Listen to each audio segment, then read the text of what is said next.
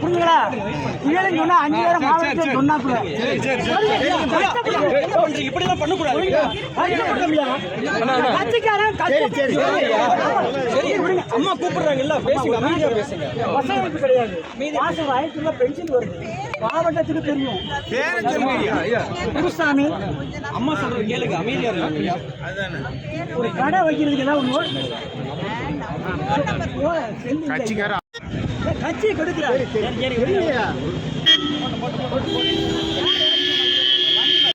அவர்கள் இருக்கும்போது மாணவர்கள் இருக்கும்போது அவர் அருமை தந்து தங்கவே எம்எல் 1987 எந்த எவனும் செய்வாங்க. ஒரு கட்சிக்காரன் செய்யாத கட்சிக்காரனுக்கு இவங்க யாரு செய்வாங்க? ரோட்டா போடுதா, விளக்கு மாட போடுதா.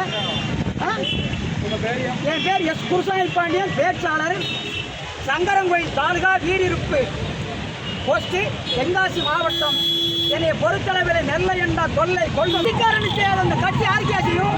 இதை கேட்க சார் சொன்ன ராமச்சந்திரன். இந்த கட்சியில் இருந்தா தெரியும். எங்கிருந்து இந்த கட்சியில பொறுப்பாளர் இருந்த கட்சிக்காரர் என்ன செய்வான்? கேட்க சார் நியாயமா திராவிட முன்னேற்ற மந்திரியா இருந்திருப்பாருன்னா உண்டு. எங்கிருந்து வந்தால் மந்திரான்னு செய்வானா? 3 தடவை மனப்பட்டு ஏகத்தை கொடுத்துருக்கேன், தனிமேட்டை கொடுத்துருக்கிறேன், ஒன்றும் கிடையாது. பொறுப்புங்களா? இது வரைக்கும் கட்சிக்காரனுக்கு எதுவும் நடக்கலை. சும்மா காரில் வர்றது போகிறது வர்றது. கட்சிக்காரன் இந்த அரசு தெரியாது செய்யுமா? பாருங்க, ஒரு கட்சியில் கூட சின்ன பொறுப்பு எனக்கு கிடையாது. முதலமைச்சர் தனிப்பிரிவு கொடுத்துருக்கேன். முதலமைச்சர் தனிப்பிரிவு கேட்டு சார் நேரம் கொடுத்துருக்கிறேன். சமூகத்தில் வச்சு பேப்பர் எங்கே வச்சா தெரியல. அவர் தானே பொறுப்பாளரே. தனி கட்சியை கெடுக்கிறார்.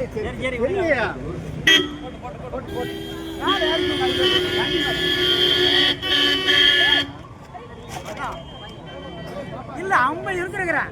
சும்மா வந்தவனுக்கெல்லாம் பொறுப்பு, கூட வந்தவனுக்கெல்லாம் பொறுப்பு. கடைசி வரைக்கும் இருக்கும் டியூட்டி வந்து ஆடு.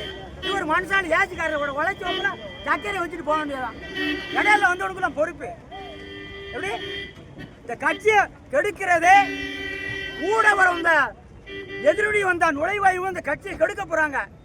புரிஞ்சுங்களா? நானும் 1900 எனக்கு 14 வயசு இருக்கும் போதே திராவிட முன்னேற்ற கழகத்தின் முன்னாள் எம்எல்ஏ சுப்பையா அவர்கள் இருக்கும்போது, நான் மாணவராக இருக்கும் போது, அவர் அருமை தம்பி தங்கவேல் எம்எல்ஏ 1989 கைத்துறை மந்திரியாக இருக்கும் போது உழைத்துக் கொண்டு இந்த கட்சியை கெடுப்பதற்கு என்ன கேட்டீங்க?